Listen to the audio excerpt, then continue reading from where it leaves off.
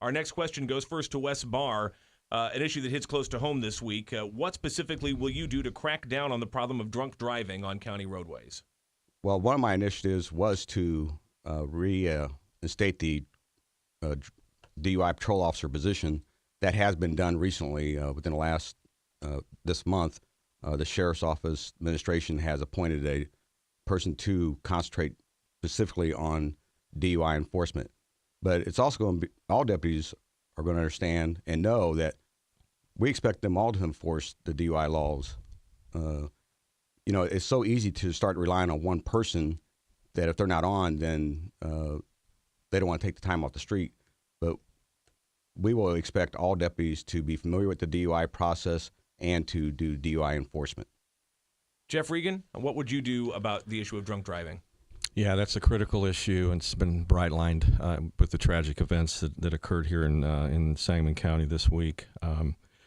Look, all police officers are trained to enforce impaired driving laws, whether it be drunk driving or drug-induced.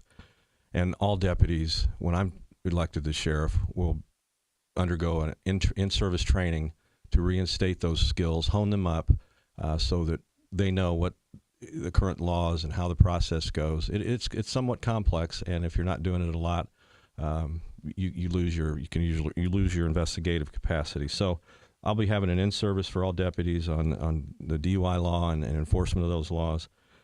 And in addition to that, there'll be performance expectations. I'm not going to just tell them they need to do it. They're going to be expected to do it, and they're going to be tracked with what we call a performance stat meeting that'll be conducted every month with senior command in the sheriff's office. And all statistics will be analyzed from that the deputies and the investigators' workloads and what their cases are and how many enforcement actions that they undergo.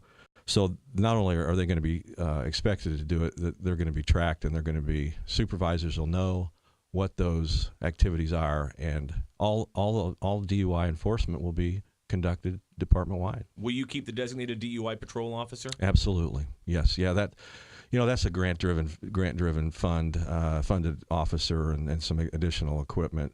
But look, it's important. I'll find the grant money to keep that car in place. But again, it's not just going to be one car when I'm the sheriff. It's going to be all cars, and DUIs can occur anytime, any place. So it's just not a nighttime occurrence. And we'll have expectations, and those expectations will be mandated by supervisors and tracked as well.